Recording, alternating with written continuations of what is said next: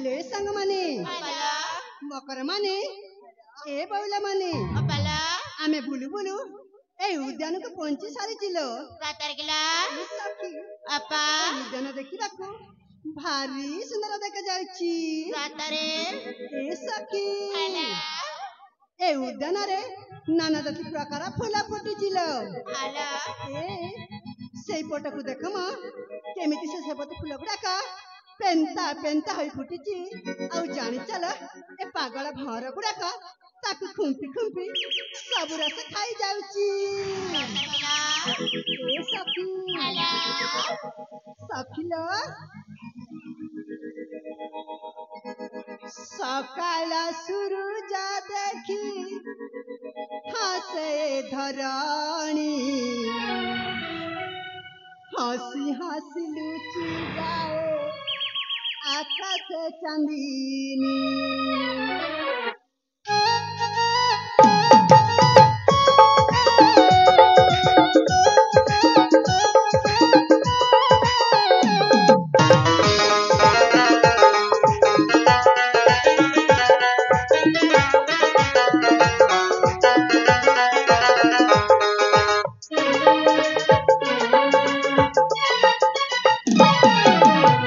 सकाळ सूरज देखी हासे धराणी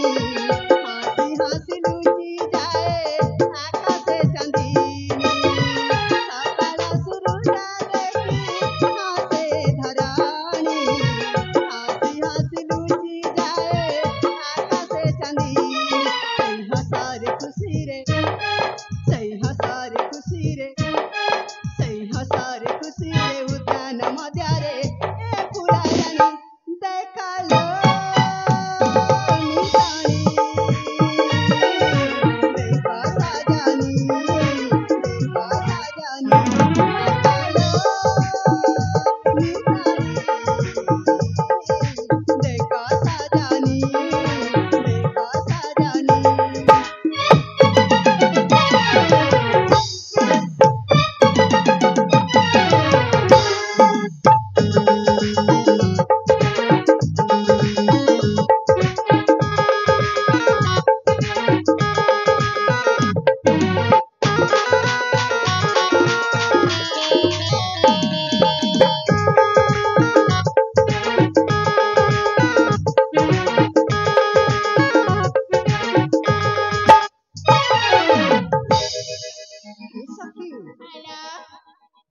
देखा साक्षी देखा नाना जाति फूला फूला ऊपरे भ्रमरा प्रीति फूला रासा निरंते आसीची हाई खेते सात परा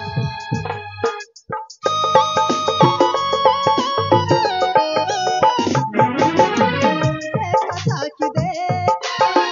नाना जाति फूला फूला ऊपरे भ्रमरा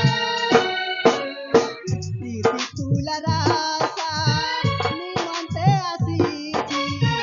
हाई खेते सात परा सेत देखल संगाता केते सात परा सेत देखल संगाता ए पूरा रानी देखल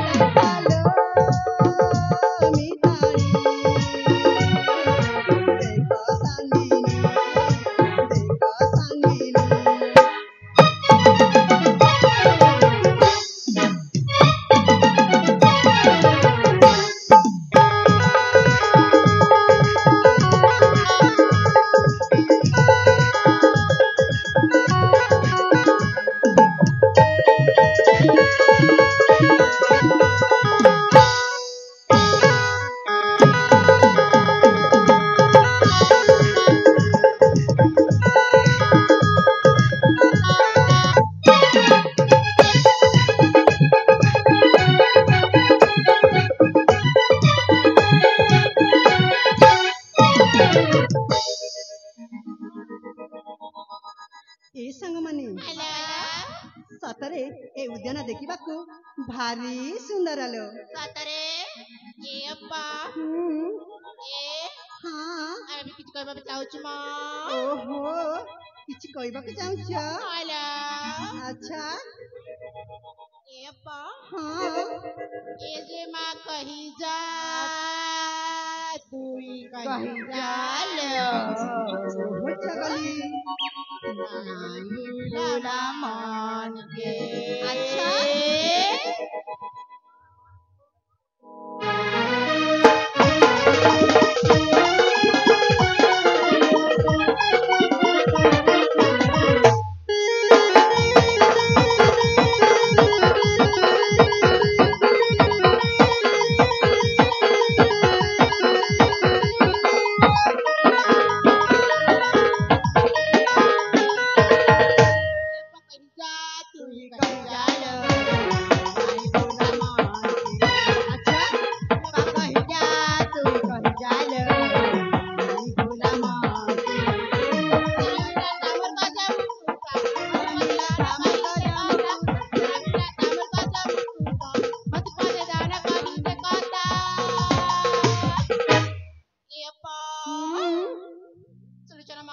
हाँ मैं सुनची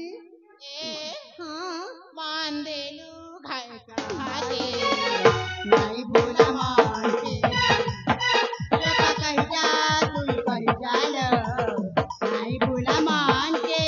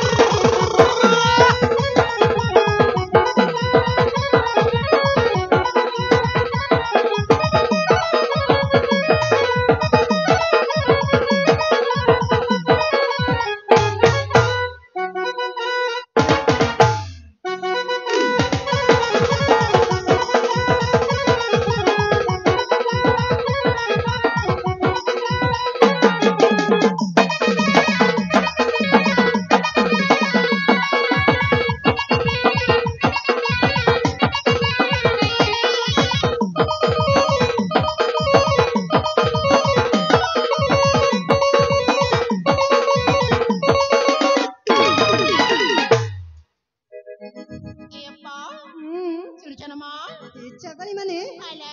तमे माने कौन सब कहछ सतने मु किछि बुझी पारुनी। सतरे मां ना मु बुझी पारुनी। गुरा गुरा तुम चेहरा कते झाउली जाई अच्छा तुम केड़े सुंदर आखी गल पड़ी छे। ओहो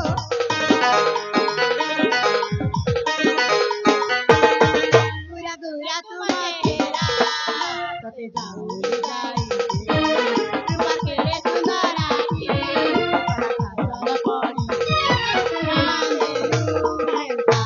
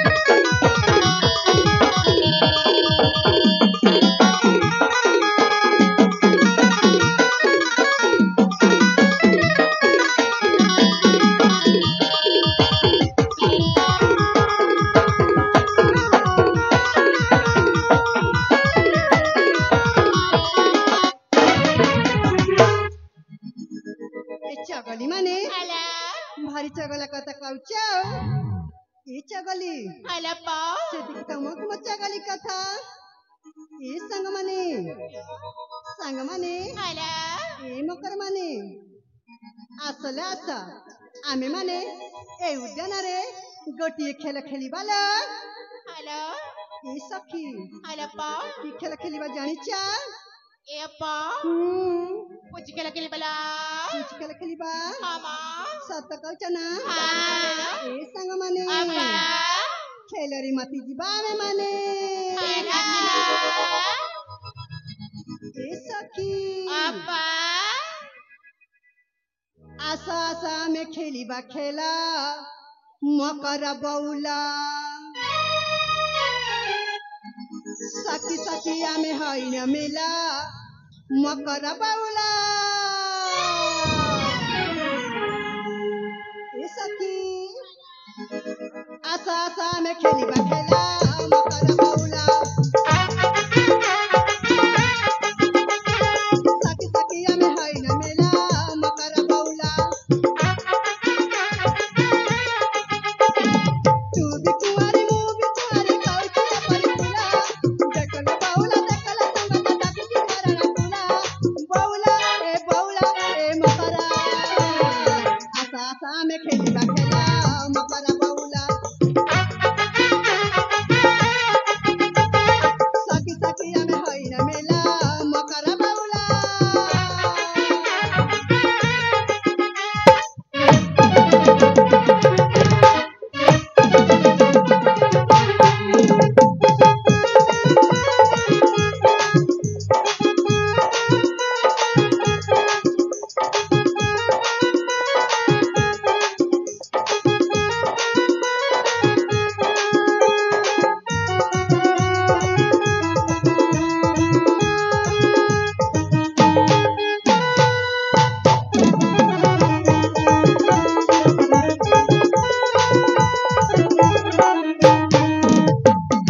ए सांगमाने हल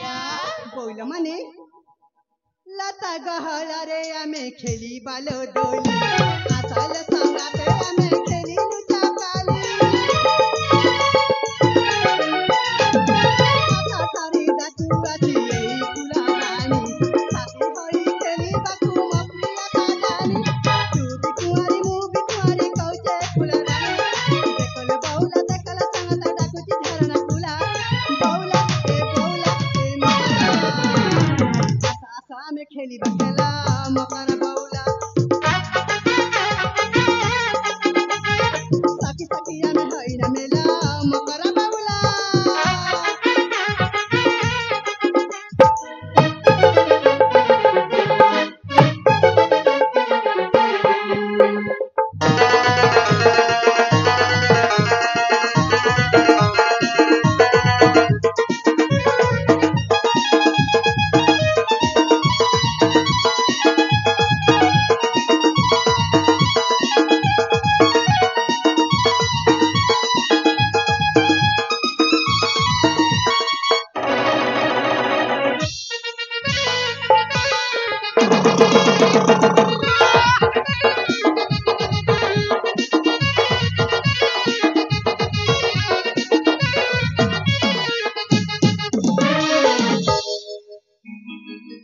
सांगमाने हल ए सांगमाने ए उद्यान बुलु बुलु सତରେ ବହୁତ କାନ୍ତ ଲାଗିଲାଣି हाँ ତେଣୁକରି ମୁଁ ଭାବୁଛି ଆମେ ଅତି ଶୀଘ୍ର ଘରକୁ ଫେରିଯିବା ଲୋ चल चल ଏ ସଖୀ अप्पा ମୋ ପାଖରେ ସେନାପତି ଅଛନ୍ତି ତେଣୁକରି ତମେ ଆଗରେ ଯାଉଥା ମୁଁ ପଛରେ ଯିବି ଲୋ ए अप्पा भल से आसब माँ ଠିକ ଅଛି ମ तमारे यदि किसी असुविधा हब ना ନା ନା କିଛି ଅସୁବିଧା ହେବନି ମ ଚାଲ ମୋ ସାଙ୍ଗ ତ ସେନାପତି ଅଛନ୍ତି ठीक अच्छी ତମେ ଚାଲୁଥା ସଖୀ ले अप्पा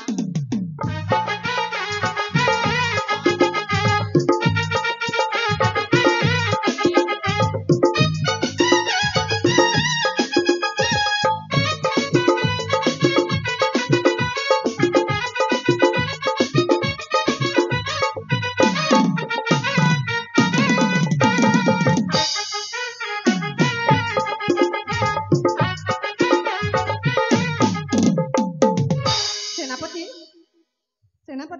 ଆଲୋ ଏ ମିତାଲି ଦେଖ ସେନାପତି ହଁ ଆମେ ଏ ଉଦ୍ୟାନରେ ଖେଳକୁଦ କରି ସାରିଛୁ ତେଣୁକରି ମୁଁ ଭାବୁଛି ଅତି ଶୀଘ୍ର ରାଜଭବନକୁ ଫେରି ଯିବା କୁଆଡେ ଯିବାଲୋ ମାନେ ରାଜଭବନକୁ ଫେରି ଯିବା ରାଜମହଲକୁ ରାଜମହଲକୁ ଗଲେ କଣ କରିବୁ କିଲୋ ମାନେ ତମେ କଣ କହିବାକୁ ଆଲୋ ଚାହୁଁଛ? ଏ ମିତାଲି ତୁମକୁ ଅନେକ ଦିନ ହେଲା ମୁଁ ଗୋଟିଏ କଥାଟା କହିବି ବୋଲି ଭାବିଛି ଆଚ୍ଛା ହେଲେ ଏପର୍ଯ୍ୟନ୍ତ ମୁଁ କହିପାରୁନି ସେଇ କଥାଟା କଣ କହିଦେବି ଆରେ ଏମିତି ଅଙ୍କେ ମଙ୍କେ କଲେ ମୁଁ କଣ ବୁଝିପାରିବି ଯାହା କହିବାର ଅଛି ସିଧା ସିଧା କହୁନା ଓହୋ ସିଧା ସିଧା ହିଁ କହୁଛି ମୁଁ ତୁମକୁ ଅନେକ ଦିନ ହେଲା ଭଲ ପାଉଥିଲ ଭଲ ଭଲ ପାଉଛୁ ମତେ ଭଲ ପାଉଛୁ ହଲୋ ଏ ହଁ ତୁ କଣ ଭାବୁଛୁ ମୁଁ କଣ ତତେ ଏତେ ଶୀଘ୍ର ଭଲ ପାଇଯିବି ତୁ ପରା ଆମ ଘରର ଅଇଟାଖିଆ ଚାକର ଅବେ ନାଇଁ ବେ ଖାଲି ହରାମ ଯଦି କହିଲ ମୁଁ କଣ ତା ଘରର ଚାକର ହଁ ହଁ ଚାକର ଆରେ ତୋର ଆରେ ଗଣପତି ଏସବୁ କଣ କହିଦଉଥିବେ କି ଲଜ୍ଜା ଆଜ୍ଞା ପୁଣି ଆପଣଙ୍କ ମୁହଁରେ ଛେପ ସାର୍ ଏଇ ରାଜକୁମାରୀର ସୁରକ୍ଷା ଦାୟିତ୍ୱ ଆମ ହାତରେ ଆମେ ଯାହା ଚାହିଁବା ତାହା କରିପାରିବା ଠିକ କଥା କହିଛ ଗଣନାଥ ସିଏ ଯଦି ଆମ ସହିତ ଖରାପ ବ୍ୟବହାର କଲେ ଆମେ ମଧ୍ୟ ଖରାପ ବ୍ୟବହାର କରିବା କରିଦିଅନ୍ତୁ ବିଳମ୍ବ ନାହିଁ ଆଉ ସେନାପତି ଶୁଭ କାର୍ଯ୍ୟର ବିଳମ୍ବ ନ କରି ସେଇ କାର୍ଯ୍ୟଟାକୁ ଶୀଘ୍ର କରିଦେବା ଉଚିତ ହବ ବନ୍ଧୁ ଗଣନାଥ ଆଜ୍ଞା ସାର୍ ଦେଖ ତମେ ହେଲା ଆମ ଘରର ଚାକର ଚାକର ମାନଙ୍କ ଧର୍ମ ହେଲା ଆଦେଶ ପାଳନ କରିବା ତେଣୁକରି ଯଥା ଶୀଘ୍ର ଏଠାରୁ ଫେରିଯାଅ ନହେଲେ ଏକଥା ଦେଖ ମୋ ପିତା ଜାଣନ୍ତି ତୁମର ଗଣ୍ଡି ମୁଣ୍ଡ ପୁରାପୁରି ଅଲଗା କରିଦେବେ अबे चुप कर बे हरामजादा भलोरे कहुछे मो प्रस्तावटाକୁ ଗ୍ରହଣ କରିଲେ ନହେଲେ ତ ଜୀବନରେ ଗ୍ରହଣ ଲଗାଇ ଦେବି ଲୋ ଗ୍ରହଣ ନା ସାର୍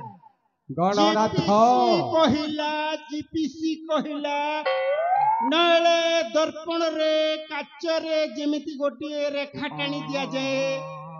ଠିକ ସେମିତି ଆମେ ବି ଗୋଟିଏ କଳା ଦାଗଟା ଲଗାଇ ଦିଅନ୍ତୁ ମୋ ବନ୍ଧୁ ଗଣନାଥର କେତେ ବୁଦ୍ଧି ଦେଖ ସେନାପତି ମୋ ପାଇଲ ତତେ ଗଢି ଦେଇଛି ବିନ୍ଧାଣି ମୁଁ ରାଜା ହେଲେ ହବ ତୁ ପାଟରାଣୀ ମୋ ପାଇଲ ତତେ ଗଢି ଦେଇଛି ବିନ୍ଧାଣି ମୁଁ ରାଜା ହେଲେ ହବ ତୁ ପାଟରାଣୀ ଲେଖିବା କାହାଣୀ ପ୍ରେମର କାହାଣୀ ଲେଖିବା କାହାଣୀ ପ୍ରେମର କାହାଣୀ चलो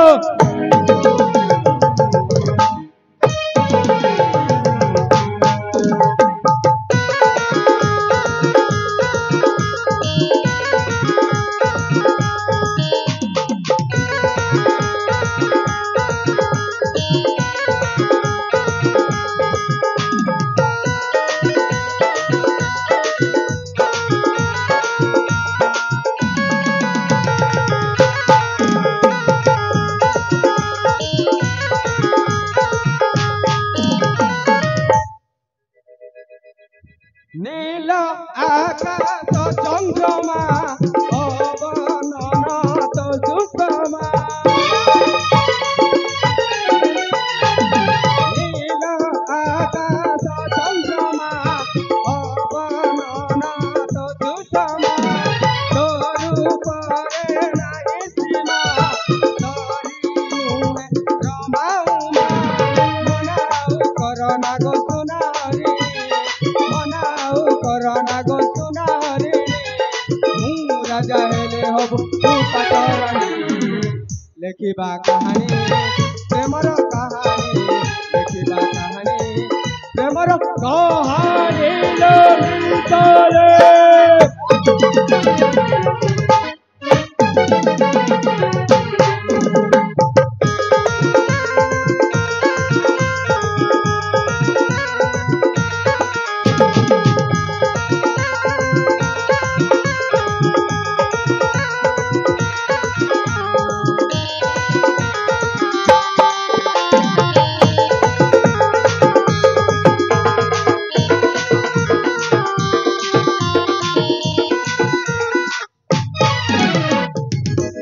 हेलो ए मिताली। ସେନାପତି हाँ ବାମନ ହୋଇ ଚାନ୍ଦାକୁ ଛୁଇଁବାକୁ ଚେଷ୍ଟା କରେନା।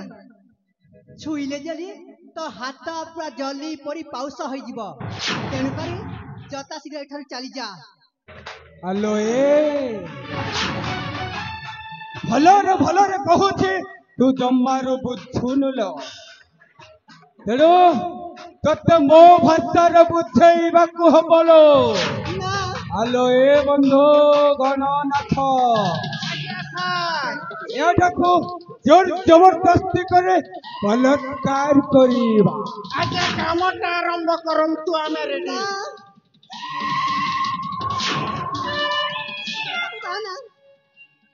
ଯୋଉ ଡାଲରେ ତୁ ବସିଛୁ ନା ସେ ଡାଲକୁ ହଣିବାକୁ ଚେଷ୍ଟା କଲେ ପରିସ୍ଥିତି କଣ ହୁଏ ତାହା ଠିକ୍ ଜାଣିଛୁ। ଆନା କହୁଛି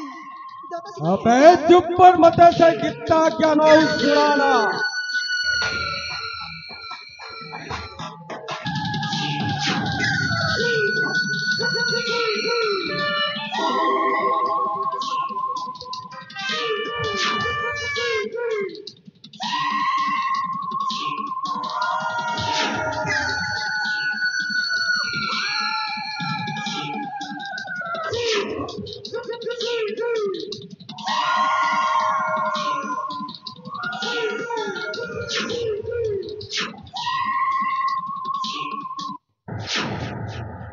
अरे नरमांस ଖିଆ କୁକୁର ତୋତେ ଲଜ୍ଜା ଲାଗୁନି? ଏଇ ଅବଳା କରୁଛୁ ତୁ ବଳାତ୍କାର। अबे ए साला अबे तू किए बे खाइबा थाली रे धुल्ली फोपाडुचो। ପାଳୁଛୁ ମାନେ ଏ କଣ ଖାଦ୍ୟ? अबे ତୋତେ ଲଜ୍ଜା ଲାଗୁନି? ସାର୍ ଖାଲି ଅର୍ଡର ଦିଅନ୍ତୁ। अबे